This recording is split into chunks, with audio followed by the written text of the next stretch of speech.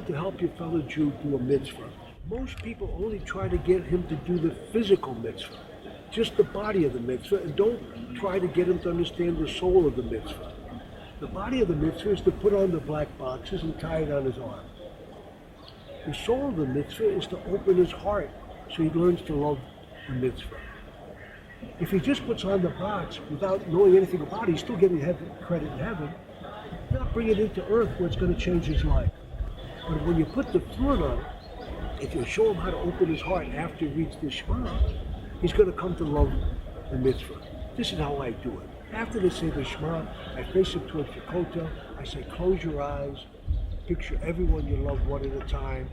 Try to see them with light on their faces and smiling, and ask God to bless them. We're in the holiest place in the world, doing the holiest thing you can do. You can share this with your loved ones. Don't forget to thank him for all the good that he's given you.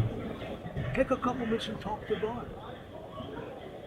I see thousands of them wanting to go like this and they start crying now. All of a sudden this so-called dry mitzvah tefillin becomes alive for them. And then when they're done, they'll want to do it again. They love the mitzvah. It's not enough just to have them tefillin on, say the Shema, take the tefillin off and say nice job. You have to try to move them spiritually also. And you never know when you try what good you can do. There's a boy that went out on the street to help Jews put on tefillin in LA many years ago.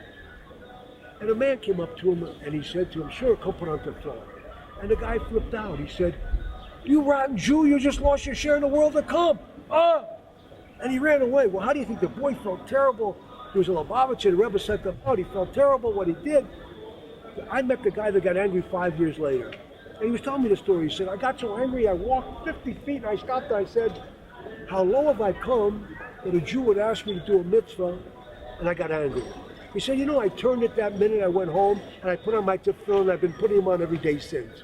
And that Bucha doesn't know it. To this day, he still thinks he did a bad thing.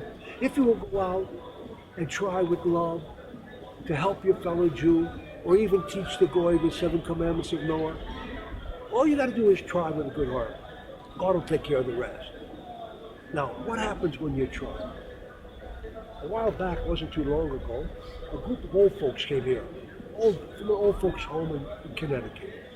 And the fellows at the tefillin booth tried to get them to put on tefillin, but nobody would put on tefillin. They go to the kotel, I wait till they come back. On the way back, I go up to one of the old guys and I said, come put on tefillin. Well, the tour guide jumped in and said, no. He said, no. I said, no, he didn't. I said, what's your name? He said, Bill. Velvo. I said, Velvo, did you put on tefillin today? He says, no. I said, you want to put on tefillin? I'll help you come.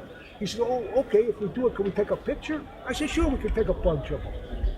So I rolled up his sleeves. I said, Velvo, you ever put on tefillin before in your life? He said, no, never. I'm about to put the tefillin on the guy. And I said, how old are you? He said, next month I'll be 98 years old. I put the tefillin on him. After he reads a little bit of the Shema in English, I say, okay, now thank God for all the good things that he's given you. He said, can I go to the kotel to do this? I said, sure. So he goes to the kotel, and I go stand by him. I hear him say a bunch of names of people that he's praying for. And then I hear this old guy say, God, please make me a better person. 88-year-old man, this is what he wants for life. At 120 years old, this guy's going to pass away. And he's going to go to heaven, and there's going to be a voice from heaven going to say, Velvo, I created you a Jew. Did you put on my tefillin while you were in the world? Oh yeah, remember that nice guy came to me at the kotel? Okay, you can come in. This is what you can give people. The biggest secret in Torah, anytime you want to pick yourself up, go pick up someone else. It always works. And you come to love every Jew. And you don't turn down the Goy either. Not, you do tefillin, but you teach him like Abraham taught him. Don't worship an idol. Worship the infinite God. That's part of our job too. If you're not having a good time, you're going to have to come back again and do it again.